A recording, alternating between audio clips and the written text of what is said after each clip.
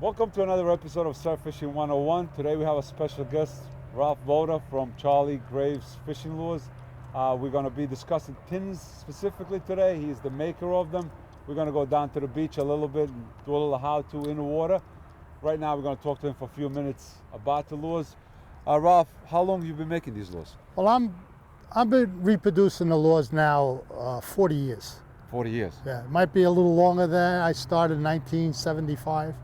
Wow. And Charlie Graves, he was the pioneer of the squid tins, and he started to develop them in the late 1920s.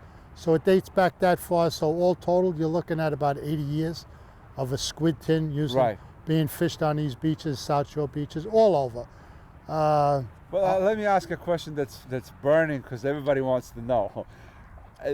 The tins get a bad rap in a lot of ways. A lot of guys are like, oh, I don't want to use the tin with a green tube. That's too easy. And we're going to go over this on the beach. But do you feel that the tin and I'm not talking about tin, it can be a chrome or metal of any kind, but metal lures, are they underutilized by surfcasters? It's the lost lure.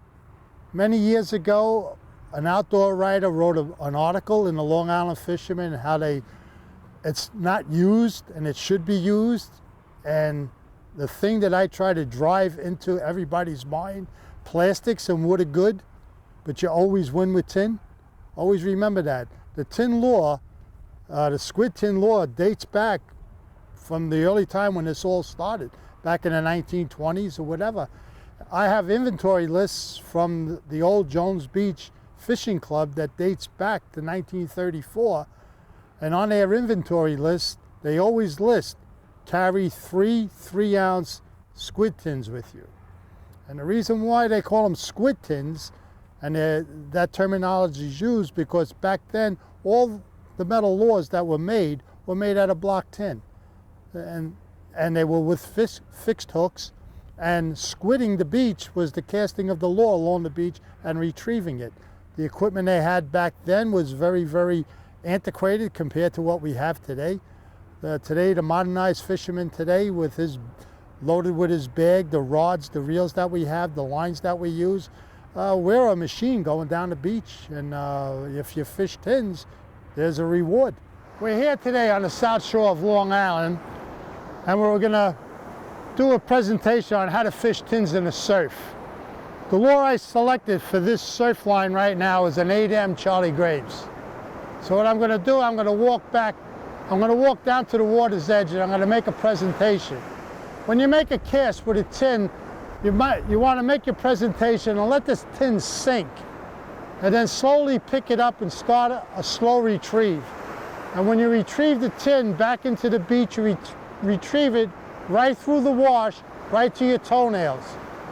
You do not want to take the lure out of the water too fast. Fish will follow it and they'll hit it in the shallowest water. The first thing you want to do though is you want to dunk the tin in the water. Pick it up and look at the hackles. You want to take the hackles and you want to straighten the hackles out so they're nice and straight. Now the tin is ready to fish. So I'm going to make a presentation and see if we can pull a bass out of this wash.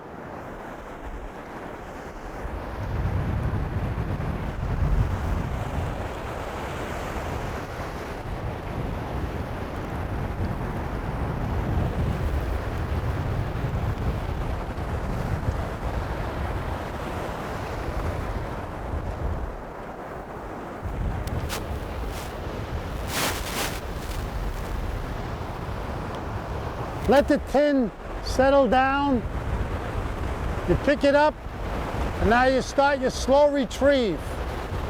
Slow retrieve, and keep your eye on the rod tip at all times. Don't take your eye off the rod tip. As you start to get into the wash, lower the rod tip. Let that tin get in those waves. And just follow the tin right into the rod tip.